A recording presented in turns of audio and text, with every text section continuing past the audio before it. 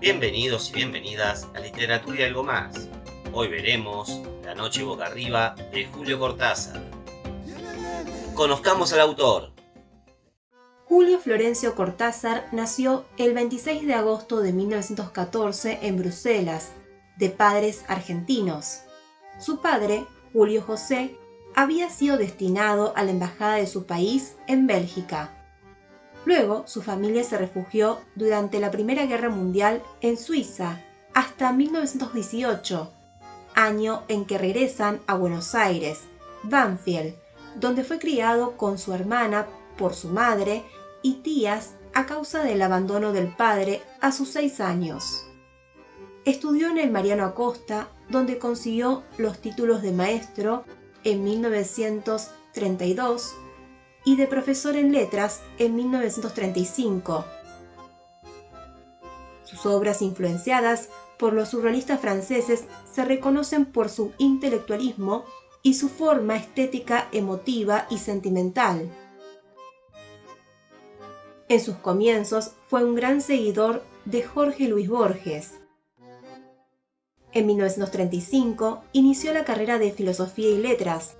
Daba clases y publicaba estudios de crítica literaria y su colección de sonetos Presencia, 1938, bajo el seudónimo de Julio Denis. En los años 40, por problemas políticos, abandonó su puesto de profesor en la universidad y comenzó la publicación de artículos y relatos en revistas literarias. Tras conseguir el título de traductor oficial de inglés y francés, se trasladó a París, donde trabajó como traductor de la UNESCO. De esa manera, en 1951, inició su exilio. Dedicó su vida a viajar, pero residió principalmente en París. Las traducciones de Edgar Allan Poe, entre otros, influyen en su obra. En su colección de cuentos Bestiario, 1951.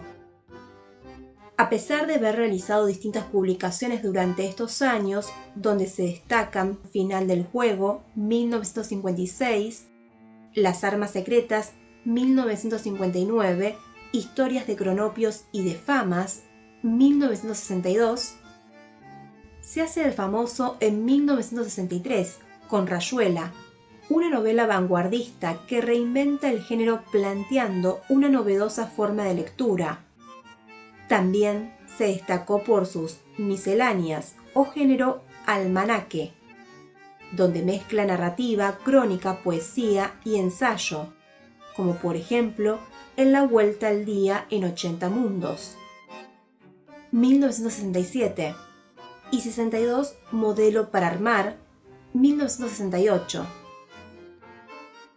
El viaje que realizó a Cuba en los 60 le marcó su camino político. Apoyó a líderes como Fidel Castro, Salvador Allende o Carlos Fonseca Amador.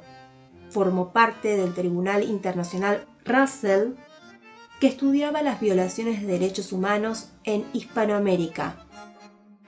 En su libro de Manuel, 1973, quedó reflejado su compromiso político.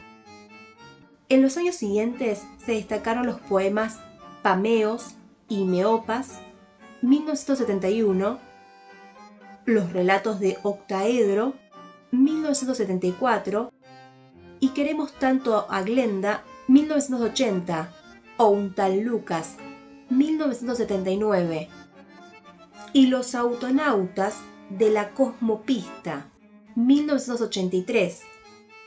Este último fue escrito en colaboración con su tercera y última esposa, Carol Dunlop.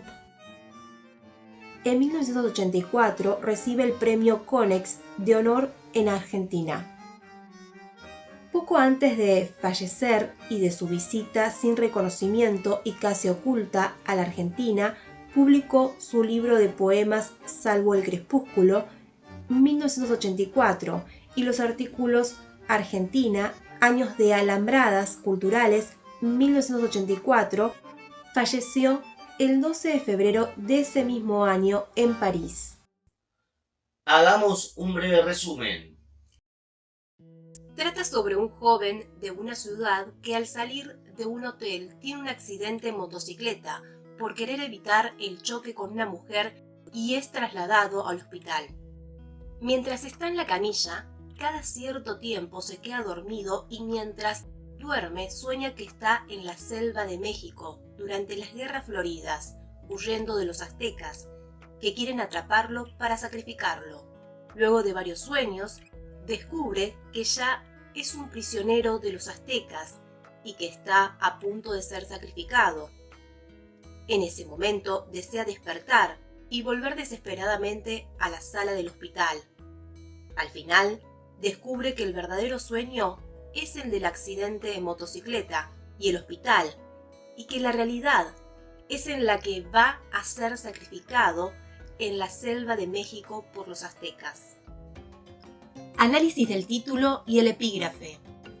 El título de La noche boca arriba hace referencia a que tanto como cuando sueña y cuando están por sacrificarlo, el protagonista se encuentra acostado boca arriba.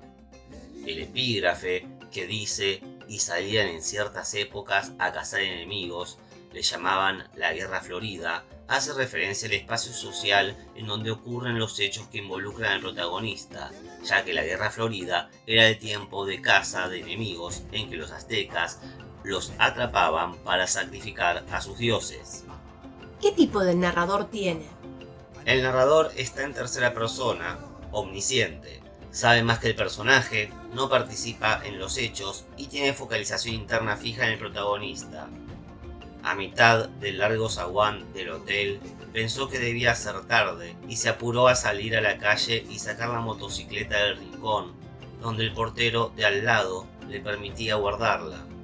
En la joyería de la esquina, vio que eran las 9:10. Llegaría con tiempo sobrado a donde iba. Veamos la estructura del relato.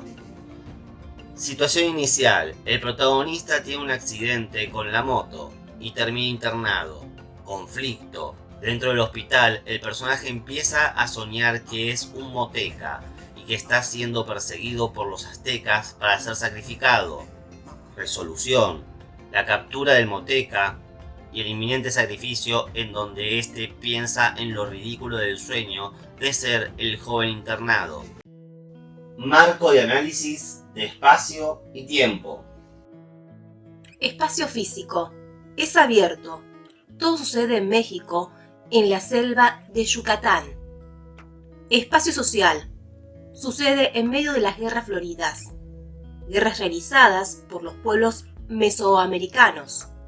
Su propósito era conseguir víctimas de otras tribus más débiles para sacrificios humanos con el fin de aplacar la ira de los dioses en momentos de sequías o hambruna. El inicio del cuento nos ubica en una ciudad en donde el protagonista tiene el accidente que lo irá pasando al mundo del sueño, que es anticipatorio y paralelo a su realidad. Suceden las mismas cosas en diferentes tiempos y espacios. Espacio psicológico. Existe una atmósfera de desesperación. Relaciones entre el tiempo de la historia y el tiempo del relato. El tiempo es ab ovo cronológico, debido a que la narración se va desarrollando de principio a fin sin alteraciones. ¿Cómo se clasifica al protagonista del relato? Principal. Es un personaje protagonista, ya que en él se focalizan las acciones y es el único que se encuentra en el cuento. Es un indio moteca que escapa de los cazadores a causa de la Guerra Florida. Huye 3 días y 3 noches. Es capturado y llevado a las catacumbas de un teocalli, pirámide mesoamericana. Protagonista. Individual. Es individual ya que su carácter y sus acciones son únicas, además de ser el único personaje presentado. Plano. El personaje es plano debido a que lo único que hace en toda la narración es escapar y descansar por 3 días y 3 noches. Elementos simbólicos.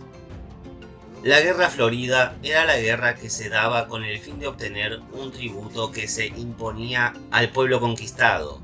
Existía entre los mexicanos y otros pueblos del altiplano con el fin de tomar prisioneros para el sacrificio.